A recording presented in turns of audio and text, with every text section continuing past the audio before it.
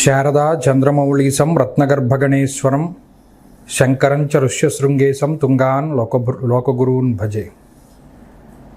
శృంగేరి శారదాపీఠ ఉభయ జగద్గురుల యొక్క పాదపద్మాలకి నమస్కారం చేసుకుంటూ, జ్యోతిష్ శాస్త్రాన్ని భావతరాల వారికి ప్రసాదించిన ఋషుల యొక్క పాదపద్మాలకి నమస్కారం చేసుకుంటూ, అలాగే నాకు ఈ జ్యోతిష విద్యను నేర్పిన గురువర్యులు జ్యోతిష బ్రహ్మ కీర్తిశేషులు శ్రీ ఈరంకి సూర్యనారాయణమూర్తి గారు, సూర్యశ్రీ దైవజ్ఞ గారి యొక్క పాదపద్మాలకి నమస్కారం చేసుకుంటూ, ఓం శ్రీ మహాగణాధిపతి నమః, శ్రీ గురుభ్యో నమః, హరి ఓం.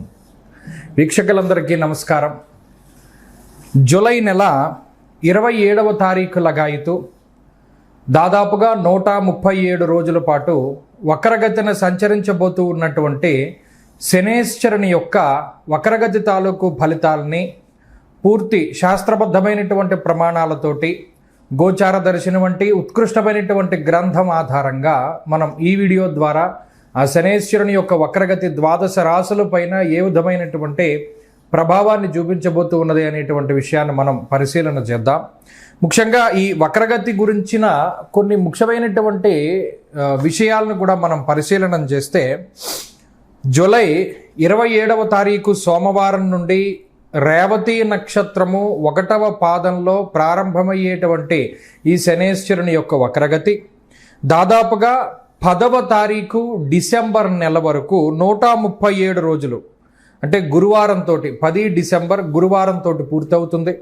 137 రోజుల పాటు ఉత్తరాభాద్ర 4వ పాదము, ఉత్తరాభాద్ర 3వ పాదంలోకి శనేశ్వరుని యొక్క వక్రగతి కొనసాగుతుంది. ఇక్కడ కొన్ని ముఖ్యమైనటువంటి విషయాలు ఏంటి అంటే, 130 డిగ్రీల 36 భాగాల యందు సంచరిస్తూ ఉన్నటువంటి శనేశ్వరుడు, 350 డిగ్రీల 36 భాగాల్లో ప్రయాణిస్తూ ఉన్నటువంటి శనేశ్వరుడు వక్రగతిని ప్రారంభించి 343 డిగ్రీల 47 భాగాల వరకు కూడా, అంటే ఫలానా గ్రహం ఇక్కడ ఉంటే ఈ ఫలితం, అక్కడ ఉంటే ఆ ఫలితం అని చెప్పడం జరిగింది తప్పితే, ఫలానా గ్రహం వక్రించినప్పుడు గోచారంలో ఈ ఫలితం ఉంది అని ఏ ఋషి కూడా మనకి చెప్పలేదు. ఈ విషయాన్ని స్పష్టంగా ఇది మూల గ్రంథాల్లో లేదు అనేటువంటి విషయాన్ని దృష్టిలో పెట్టుకోవాలి. 1. 2, కానీ వక్రించినటువంటి గ్రహాలు జాతకంలో లగ్నాత్తు ఏ విధమైనటువంటి ఫలితాలని ఇస్తాయి అనేటువంటిది మూలాల్లో ఉన్నది, మూల గ్రంథాల్లో ఉన్నది. అంటే గ్రహాల తాలూకు అవస్థల గురించి మాట్లాడినప్పుడు ఋషులు కొన్ని మాటలు చెప్పారు. పీడితావస్థ, శక్తావస్థ, ముదితావస్థ, శాంతావస్థ, ఇటువంటి అవస్థల్లో వక్రించినటువంటి గ్రహానికి సంబంధించిన అవస్థని చెప్పడం జరిగింది. అందులో వక్రించిన గ్రహం ఉచ్చక్షేత్రం ఫలితాన్ని ఇస్తుందా, నీచక్షేత్ర ఫలితాన్ని ఇస్తుందా అనేటువంటి విషయాల దగ్గర నుండి, పాపగ్రహాలు వక్రిస్తే ఏ ఫలితము, శుభగ్రహాలు వక్రిస్తే ఏ ఫలితం అనేటువంటి విషయాల వరకు అన్నిటినీ కూడా మూల గ్రంథాల్లో ఋషులు మనకి చెప్పడం జరిగింది. కాబట్టి ఇప్పుడు మనం చెప్పేటువంటి ఫలితాలు లగ్నాధారితంగా కాదు. ఎందుకంటే గోచారంలో ఎప్పుడూ లగ్నాన్ని ఆధారితంగా చేసుకుని చెప్పకూడదు. పేరులోనే ఉంది. వాడెవడో అడిగేట, ఎవరి పంచపాండవులు ఎంతమంది అని అడిగేట. ఏమయ్యా పేరులోనే ఉంది కదా, పంచ అంటే 5 పాండవులు అంటే 5 పాండవులు అని పేరులోనే ఉంది కదా, మరలా అడుగుతావేంటి అని అన్నట్టుగా రాశి ఫలితాలు అని, రాశి అంటే చంద్రరాశే కదా, రాశి ఫలితాలు అంటే రాశిని బట్టి ఫలితాలు కానీ లగ్నాన్ని బట్టి ఫలితాలని ఎక్కడుంది? పేరులోనే ఏమంటే రాశి ఫలితాలు రాశి నుండి వస్తాయా, లగ్నాన్ని నుండి వస్తాయా, పంచపాండవులు ఎంతమందిని అడిగినట్టే ఉంటుంది. కాబట్టి రాశి ఫలితాలు అంటే రాశిని బట్టి చెప్పే ఫలితాలు. ఇక్కడ లగ్నానికి తావు లేదు, ఉండదు. అసలు మూల గ్రంథాల్లో రాశి ఫలితాలు ఎప్పుడు లగ్నాన్ని బట్టి చెప్పలేదు, చెప్పరు, ఎవరు చెప్పబోరు. ఎందుకంటే ఏదైనా ఋషిప్రోక్తమైన గ్రంథం ఉండాలి. ఇక్కడికి 2 విషయాలు. సరే, మరి ఈ గోచార ఫలితాలు వక్రించినటువంటిది మీరు ఎలా చెప్తున్నారు అంటే, చరిత్రకారులు కొంతమంది ఉంటారు, నా బోటు వాళ్ళు, మీ బోటు వాళ్ళు. ఇప్పుడు ఫలానా గ్రహం వక్రించినప్పుడు గోచారంలో ఈ రాశుల వారికి ఈ గ్రహాల తాలూకు ఫలితాలు వచ్చాయి కాబట్టి ఈ గ్రహాల తాలూకు వక్రగతి ఫలితాలు ఈ విధంగా ఉండొచ్చు. ఇప్పుడు ఉదాహరణకి కుజుడు స్తంభిస్తారు, అది గోచార రీత్యానే స్తంభన అనేటువంటిది ఉంటుంది. మరి స్తంభించినప్పుడు గోచారంలో కుజుడు ఫలన ఫలితాలను ఇస్తాడు అని చెప్పి ఎక్కడ మూల గ్రంథాల్లో గోచారంలో లేదు.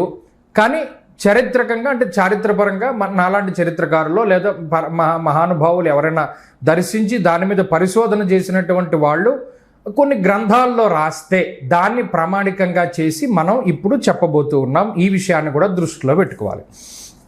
సరే, ఇక్కడికి మనం మూల విషయంలోకి వస్తే, శనేశ్వరుని యొక్క వక్రగతి అంతా కూడా మీనరాశిలోనే ఉంటుంది. రాశి మారలేదు.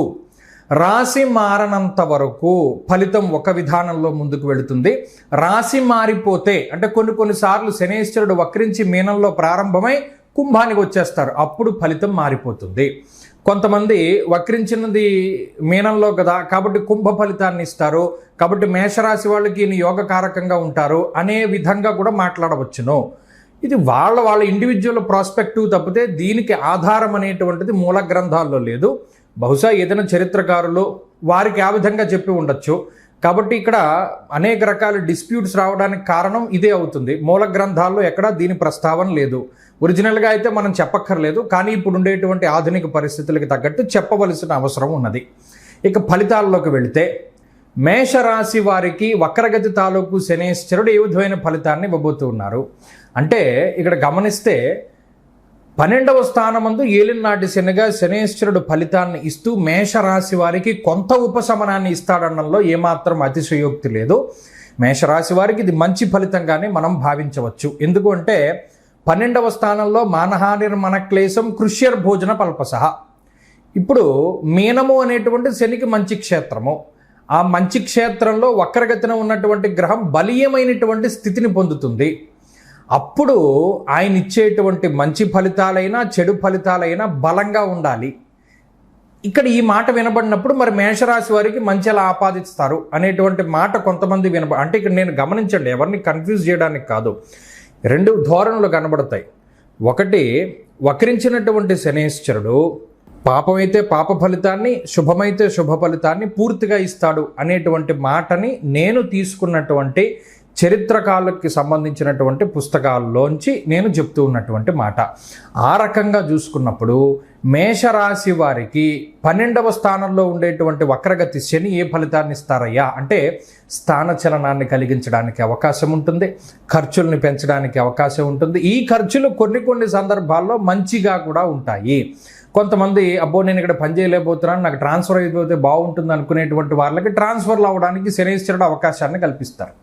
దేశాంతరవాసం వెళ్ళడానికి, లేదు ఏదైనా మనం పలానా భోగాలకి సంబంధించినటువంటి విషయాలకి, అంటే మన ఇల్లు కొనుక్కోవాలి, కారు కొనుక్కోవాలి, పలానా ఏదైనా లగ్జరీగా ఏదైనా కొనుక్కోవాలి, అటువంటి వాటికి శనేశ్వరుడు మంచి అవకాశాన్ని ఇస్తాడు.